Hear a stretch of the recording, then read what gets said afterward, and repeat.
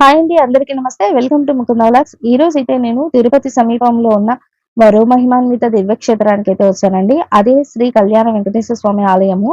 ఈ ఆలయము శ్రీనివాస మంగాపురంలో ఉంటుందన్నమాట. తిరుపతికి వచ్చే భక్తులు ఇక్కడికి ఖచ్చితంగా వస్తారండి. ఎందుకంటే స్వామి వారిని దర్శించుకొని లేని వారు కూడా ఇక్కడ కళ్యాణ వెంకటేశ్వర స్వామిని దర్శించుకుంటారు. ఈ ఆలయం తిరుపతి ఆర్టీసీ బస్ స్టాండ్ నుండి మనకు 12 కిలోమీటర్ల దూరంలో ఉంటుంది.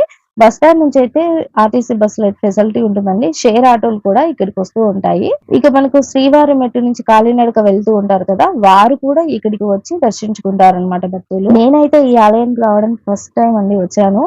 ఇంకా ఆలయం బయట నుంచి కనిపించే రాజగోపురం ఎంతో అద్భుతంగా అనిపిస్తుంది అనమాట. గోపురాన్ని చూస్తుంటే మనసులో ఒక భక్తి భావం అయితే కలుగుతుందండి. ఆలయం ప్రాంగణంలోకి అడుగు పెడుతూనే మనకైతే ఇక్కడ కోనేరు కనపడుతుంది చూడండి.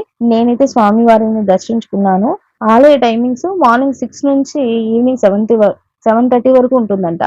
కానీ ఇక్కడ మనకి ఏదైనా పర్వదినాలలో కానీ, ఉత్సవాలలో కానీ ఆలయం టైమింగ్స్ చేంజ్ అయ్యే అవకాశం ఉంటుంది.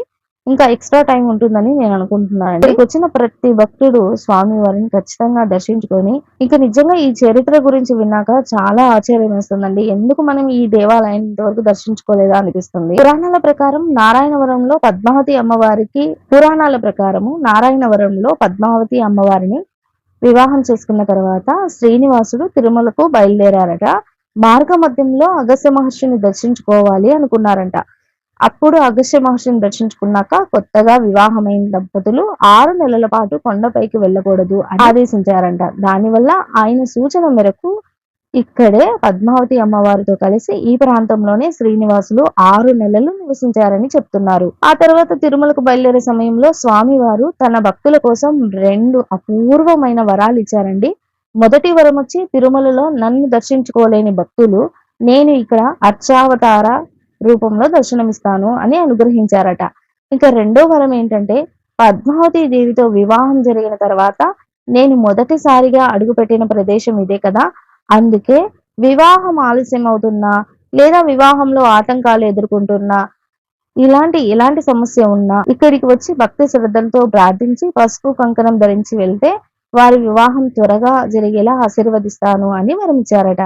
అందుకే వేలాది మంది భక్తులు ఈ ఆలయానికి వచ్చి పసుపు కంకణం ధరించి స్వామి వారిని దర్శించుకుంటారు. తమ వివాహం త్వరగా జరగాలని, దాంపత్య జీవితం ఆనందంగా ఉండాలని మనసారా కోరుకుంటారు. ఇది కేవలం ఆలయం మాత్రమే కాదండి, ఎన్నో కుటుంబాలకు ఆశనిచ్చిన పవిత్ర క్షేత్రం.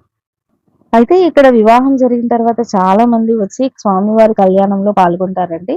దానికైతే మనము టికెట్ కోసము టిటిడి వారికి కస్టమర్ కేర్ కి కాల్ చేసిన ఇన్ఫర్మేషన్ తెలుస్తుంది అనమాట. నెక్స్ట్ వీడియోలో ఈ ఆలయం పూర్తి చరిత్ర, ఈ ఆలయాన్ని సిద్ధకూటం శ్రీనివాసపురం ఎలా మారింది అనేది, 1540 తాళ్లపాక వంశస్థులు ఈ ఆలయాన్ని ఎలా అభివృద్ధి చేశారు, టిటిడి పునర్నిర్మాణం ఎలా చేసింది, ఈ ఆలయ సేవలేంటి అనేది నెక్స్ట్ వీడియోలో చెప్తానండి. తప్పకుండా మీరు ఈ ఆలయాన్ని దర్శించుకున్నట్టయితే, లేకపోతే మీకు ఈ ఆలయం గురించి తెలిసినట్టయితే కామెంట్ లో గోవింద అని కామెంట్ చేయండి. అలానే లైక్ చేయండి, షేర్ చేయండి, సబ్స్క్రైబ్ చేసుకోండి. మరిన్ని ఇలాంటి దేవాలయ ఆలయ విశేషాల కోసం మన ఛానల్ అయితే సబ్స్క్రైబ్ చేసుకోండి.